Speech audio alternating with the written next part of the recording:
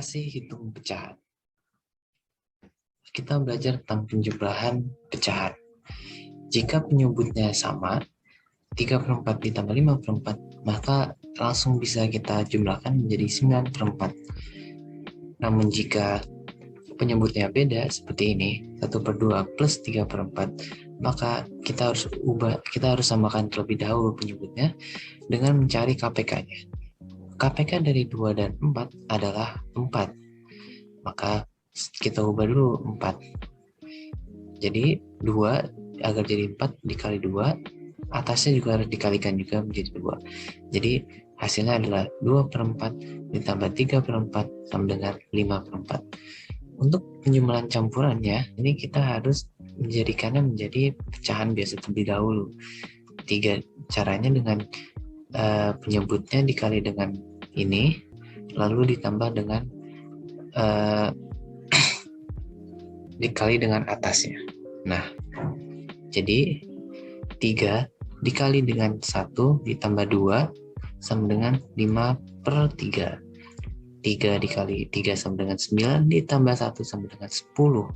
Penyebutnya tetap dibiarkan menjadi 5/3 ditambah 10/3 sama dengan 15/3 sama dengan 15/3. Nah, ini bisa disederhanakan dengan cara 3 dibagi 15 menjadi 5. Contoh selanjutnya, jika penyebutnya beda, maka pertama-tama kita tadi ubah dulu ke pecahan biasa. KPK dari 5 dan 4 adalah 20. Nah, oleh karena itu, karena penyebutnya 20, maka 5 dikali dengan 4, 24-nya juga dikali dengan 4 menjadi 56. 4 ini dikali dengan 5 agar jadi 20. 19-nya juga harus dikalikan dengan 5 menjadi 95. Maka hasilnya menjadi 56 ditambah 95/20 sama dengan 151/20. Lanjut lagi ke pengurangannya. Pertama, jika penyebutnya sama, maka kita bisa langsung saja mengurangi atasnya ini. 5/6 dikurang 3/6 sama dengan 2/6. Jika penyebutnya beda, kita harus samakan terlebih dahulu. Kita samakan dulu dengan cari KPK-nya. KPK dari 5 dan 2 itu adalah 10. Maka penyebutnya menjadi 10 dua-duanya.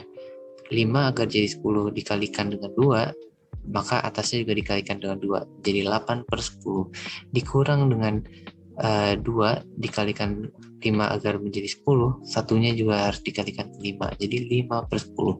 8/10 dikurang 5/10 sama dengan 3/10. Nah, perkalian campurannya 4, jika penyebutnya sama, maka pertama-tama kita jadikan terlebih dahulu menjadi pecahan biasa. 8 kali 4 tambah 7 sama dengan 39, dikurang dengan 8 kali 1 sama dengan 8 tambah 3 sama dengan 11/8. 9/8 dikurang 11/8 sama dengan 28/8. Sama dengan, kita bisa ubah lagi menjadi pecahan campuran dengan cara 8 dibagi 28, maka hasilnya adalah 41/2. Jika penyebutnya beda, sama seperti sebelumnya, kita ubah dulu ke pecahan biasa. 3 kali 5 sama dengan 15 ditambah 1, 16/3, dikurang dengan 5 kali 2 sama dengan 10, ditambah dengan 4 sama dengan 14/5. Pertama kita samakan penyebutnya dulu. 3 dan 5, KPK-nya adalah 15. Maka agar menjadi 15, 3 harus dikalikan dengan 5, 16 juga dikalikan 5, menjadi 80/15. 5 dikalikan dengan 3 akan menjadi 15, 14 juga dikalikan 3 menjadi 80 dikurang 42/15. Nah, maka hasilnya adalah 38/15. Lanjut ke perkalian. Nah, karena kita tinggal kalikan saja, gak usah kita ubah penyebutnya, intinya langsung kalikan saja. Ini contohnya, 5/6 dikali 7/8. Nah, caranya gimana? Atasnya ini dikalikan, bawahnya juga dikalikan. Jadi 5 dikali 7, 35, 6 dikali 8, 48. Jadi 5/6 dikali 7/8 sama dengan 35/8. Contohnya lagi nih, 12/5 dikali 2/3, hasilnya ada 24/15. Bisa disederhanakan lagi menjadi 8/5. Jika campuran gimana?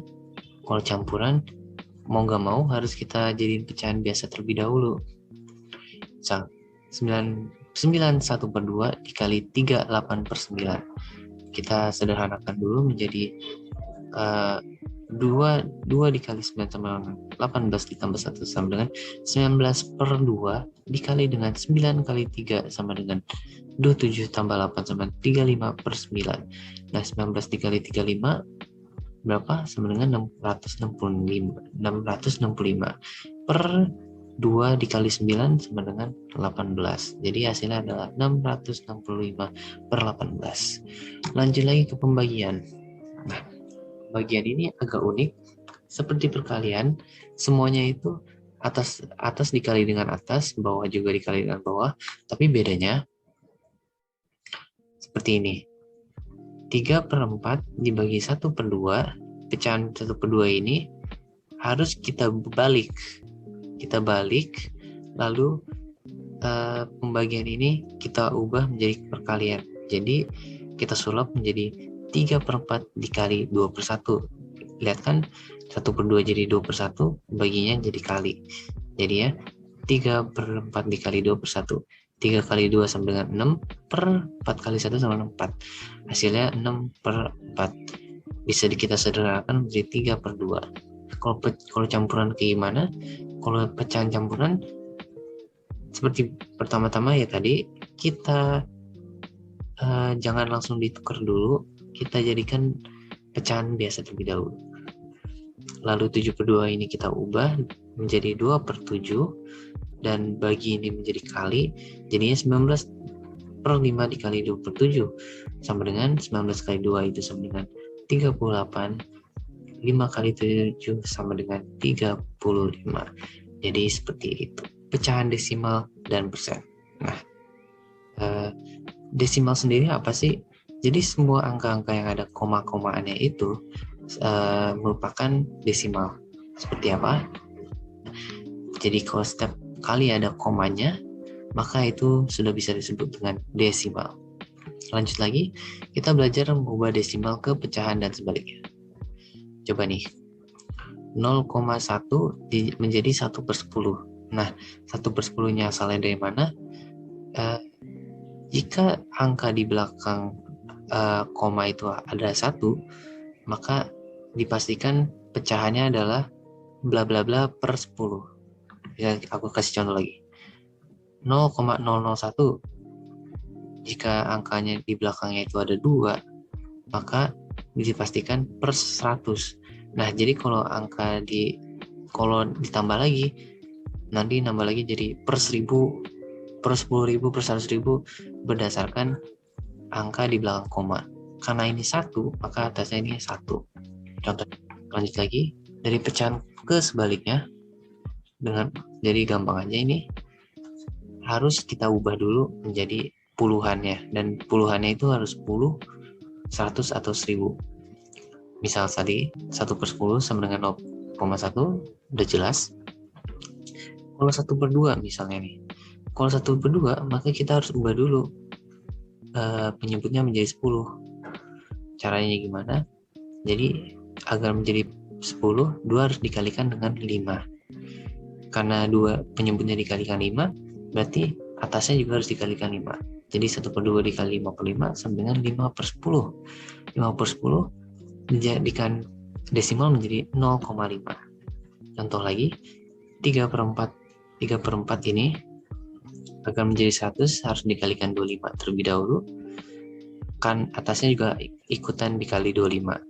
Jadi 3/4 dikali 25 per 25 sama dengan 75 per 100.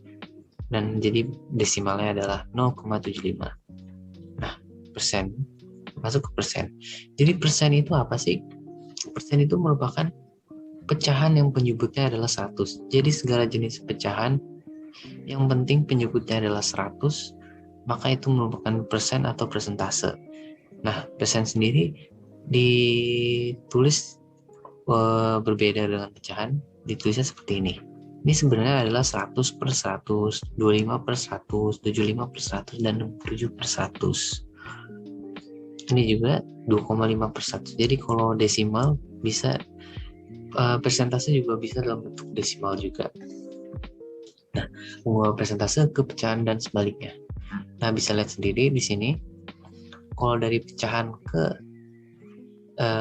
persentase, yang pasti penyebutnya harus diubah ke angka 100 terlebih dahulu.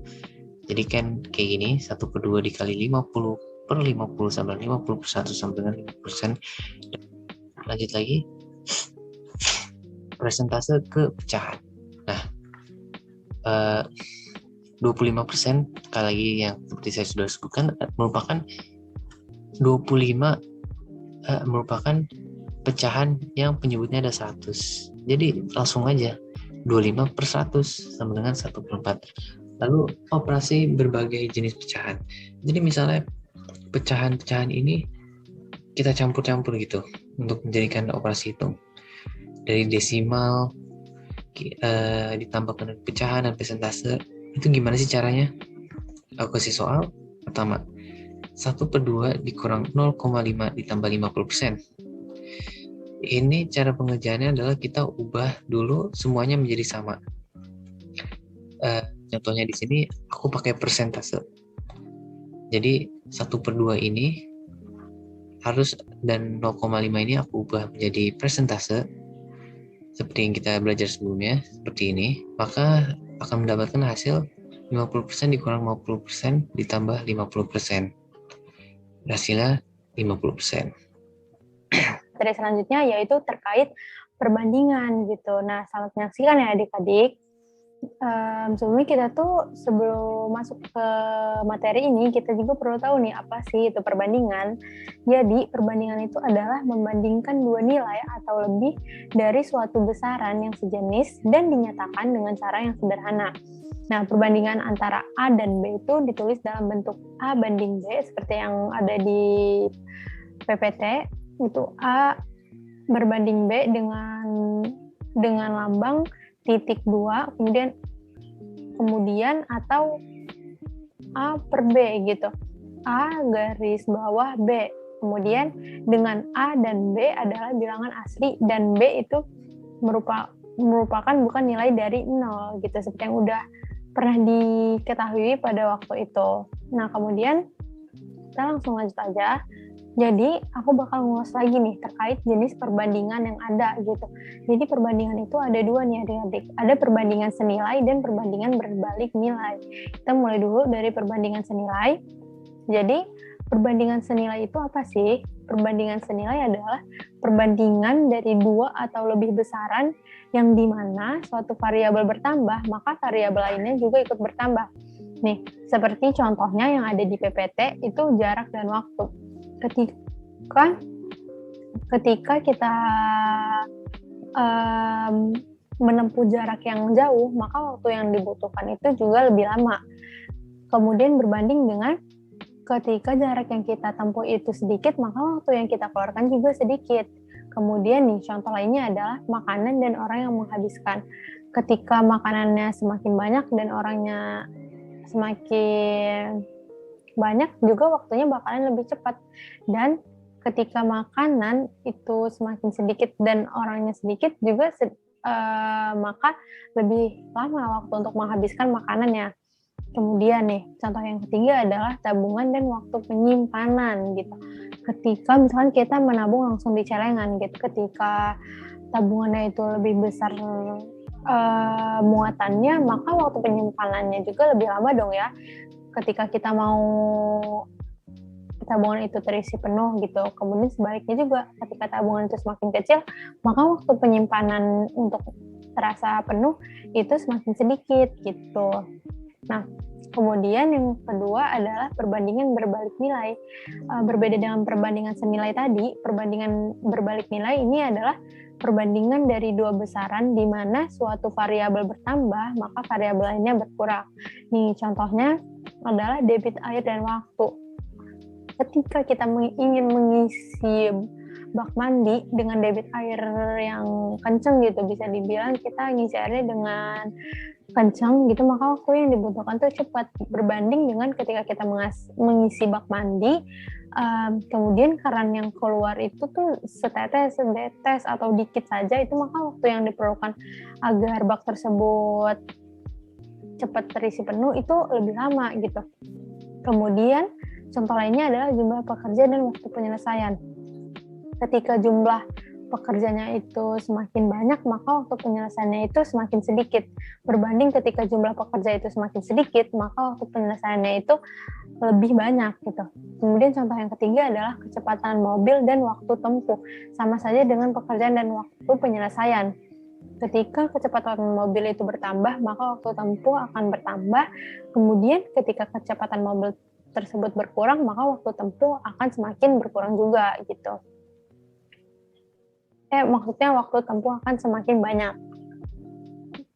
Kemudian jarak dan waktu. Jadi jarak dan waktu ini merupakan contoh penerapan dari perbandingan senilai. Dan jarak dan waktu ini memiliki hubungan dengan kecepatan yang udah aku sebutin contohnya tadi gitu. Nah, sebelum kita mau menghitung jarak dan waktu, tentunya kita juga harus tahu nih terkait satuan waktu. Seperti yang udah waktu itu dijelasin, kalau misalnya satuan waktu itu terdiri dari 1 menit sama dengan 60 detik, kemudian 1 jam sama dengan 60 menit, kemudian 1 jam itu terdiri dari 3.600 detik, dan hari, minggu, bulan itu berkaitan dengan apa gitu. Nah, untuk menghitung jarak tempuh sendiri, itu rumusnya adalah S sama dengan V dikali T, di mana dengan keterangan S itu adalah jarak tempuh, dan V itu adalah kecepatan yang dikeluarkan, dan T itu adalah waktu yang dikeluarkan, begitu. Kemudian kita next. Selanjutnya di sini ada debit air dan waktu. Jadi debit air dan waktu itu udah dijelasin tadi, berkaitan dengan perbandingan dengan berbalik nilai. Jadi debit air ini tuh misalkan ketika menyalakan air keran untuk mengisi ember, semakin cepat air yang keluar maka akan semakin sedikit waktu yang dibutuhkan. Kemudian berbalik lagi, semakin sedikit air yang keluar maka semakin banyak waktu yang dibutuhkan. Nah, jadi perbandingan antara volume dan waktu itu dinamakan dengan debit gitu. Dan rumus debit sendiri adalah D sama dengan V dibagi T, di mana keterangannya adalah D itu adalah debit, kemudian V adalah volume, dan T adalah waktu. Nah, cuman sebelum itu kita harus tahu dulu nih tanggal satuan liter untuk memahami lebih dalam terkait debit air dan waktu maupun untuk penghitungan rumus debit tersebut. Dengan seperti yang sudah dijelaskan pada materi-materi sebelumnya, yaitu tangga satuan liter. Dengan adanya tangga satuan liter seperti yang KL, HL, DAL, LDL, CL, dan ML. Ketika naik tingkatan itu maka dibagi 10, ketika turun itu akan dikalikan 10 begitu. Kemudian materi selanjutnya adalah berkaitan dengan skala. Nah, skala ini adalah perbandingan antara jarak suatu daerah ke daerah lain pada peta dan pada jarak yang sebenarnya. Kita biasanya ngelihat skala ini itu ada di pojok kanan atau pojok kiri peta gitu, yang menggambarkan angka gitu, 1 banding, misalkan nih seperti 1 banding 310.000, 1 banding 400.000, dan bahkan ada yang 1 banding 1 juta gitu. Nah, pada peta itu ada, misalkan nih pada peta terdapat tulisan 1 banding 320.000 gitu. Hal ini menunjukkan bahwa setiap 1 cm pada peta itu mewakili 320.000 cm atau 3,2 km pada jarak sebenarnya kayak gitu. Nah, kemudian tentunya ketika kita memahami skala, ketika kita tahu nih terkait skala gitu, pasti ada rumusnya dong untuk menghitungnya. Nih, ada rumus skala peta, di mana dengan keterangan JS ini adalah jarak sebenarnya, maka rumus JS ini adalah JP dibagi S, yaitu jarak pada peta dibagi dengan skala. Kemudian S ini adalah skala sama dengan jarak pada peta dibagi jarak sebenarnya. Dan ketika kita ingin mencari jarak pada peta, itu adalah skala dikali dengan jarak sebenarnya, begitu.